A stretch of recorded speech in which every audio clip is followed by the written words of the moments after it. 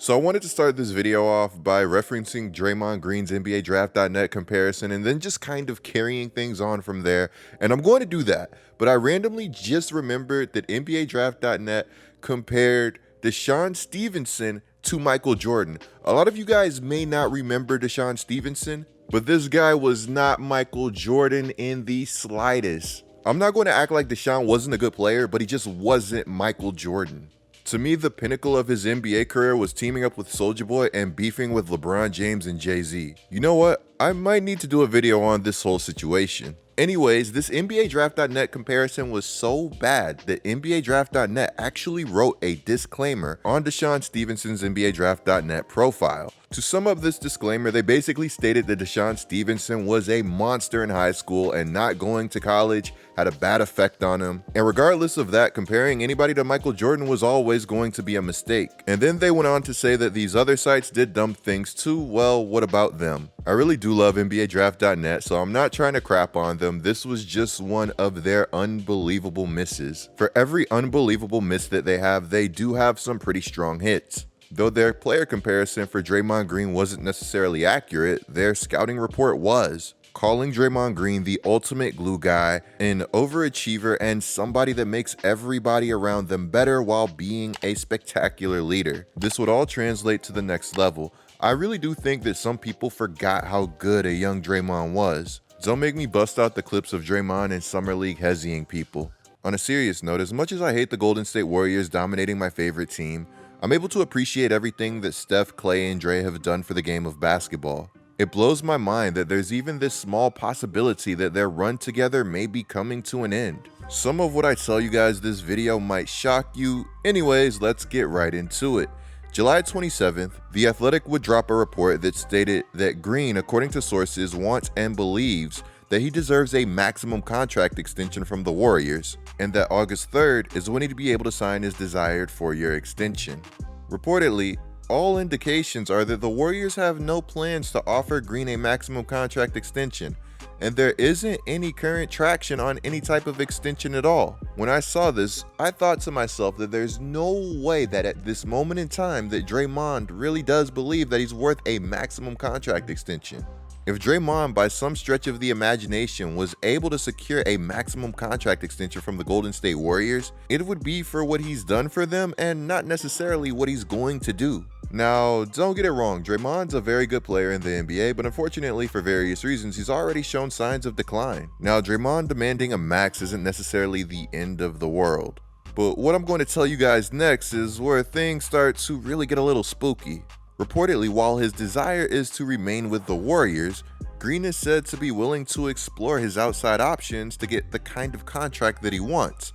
That's a risk that Warriors management appears to be willing to take. Green playing this season with a chip on his shoulder, motivated by proving to the league that he's worth a max contract extension, could have a positive on-court impact. If this report is true, then this could really get ugly. Draymond is a vet. He's probably not going to want to have to prove himself. As a matter of fact, he has every reason to want to be locked up as soon as possible. Telling Dre to prove himself could simply be the right move from the Golden State Warriors, but is it worth it if it frustrates not only Draymond Green but also Steph Curry? Reportedly, multiple sources said that Curry would not be happy if the Warriors lost Green because the team didn't want to pay him. Now, mind you that including this season, a max extension will lock Green in for $164.2 million over the next 5 seasons. He turned 37 years old in the final season of this contract. Green is currently in the 3rd year of a 4-year $100 million contract in which he has a 4th-year player option worth almost $28 million.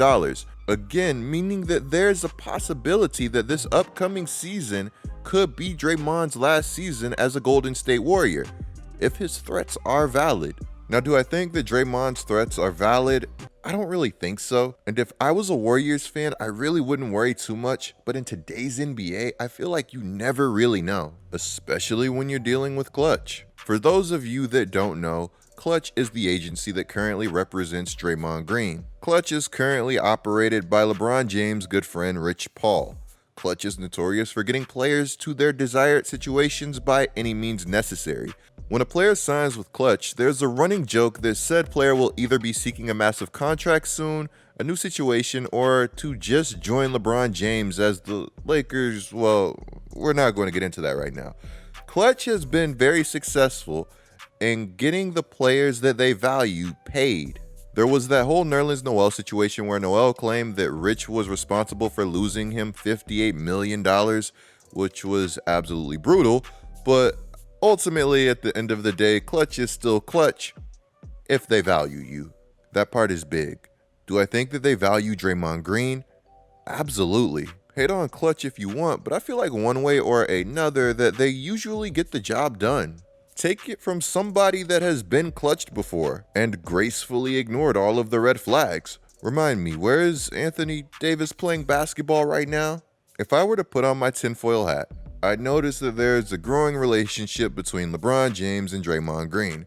Draymond literally said that he'd skip a Warriors game to watch Bron break a record. Joking or not, Draymond loves LeBron and they have a great relationship. Now, I'm not going to say that Draymond has it in his intentions to team up with Bron or anything like that, but you see Clutch, who has operated in the best interest of Bron in the past, can see getting Draymond paid as conquering two avenues at once. If Draymond somehow squeezes his way into an albatross of a contract that keeps him getting high dollar in Golden State until the age of 37, then there's a good chance that that would effectively weaken the Golden State Warriors, who have some very tough payment decisions coming up.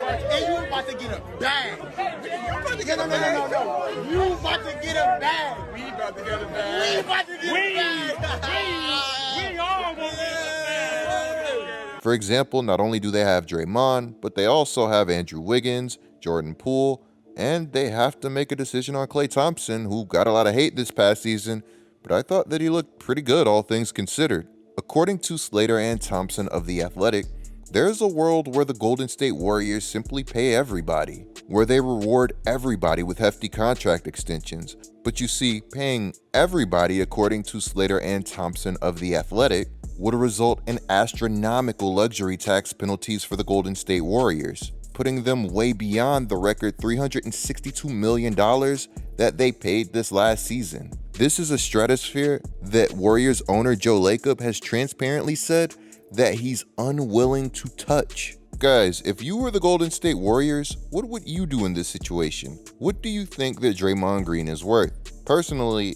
I would focus on locking up the younger players. Jordan Poole might not be worth a max contract now, but I wouldn't exactly be shocked if he was worth one at a later point in his career. I think Jordan Poole's talent is off the charts, and on a bad team, he'd be putting up some ridiculous numbers. And when it comes to Wiggins, I don't think what he brings to the table is as easy to replace as some people believe that it is. Pretty much with Wiggins, the number would have to be right, and that's pretty much the case with all of these contracts. Unfortunately, with players like Thompson, and especially Dre, finding that right number can be a little more complicated. I think that Draymond really does know his value, and as the report said, he doesn't want to leave. He's just setting the table for negotiations incredibly high. Draymond's a very savvy businessman, and like everybody else, he knows that the NBA is a business, so I can't be mad at him for trying to get his worth and then some. Yeah, if I was in the NBA, I'm probably not taking too many discounts, especially if I help my team win 4 championships while drastically outplaying my draft status en route to becoming one of the greatest and also most unique defenders to ever play the game. A lot of people like to bring up the fact that Draymond is a system player, but let's not forget that he also helped to make the system. I'll always make the argument that if you gave prime Draymond All-Stars, that he was always going to give you results.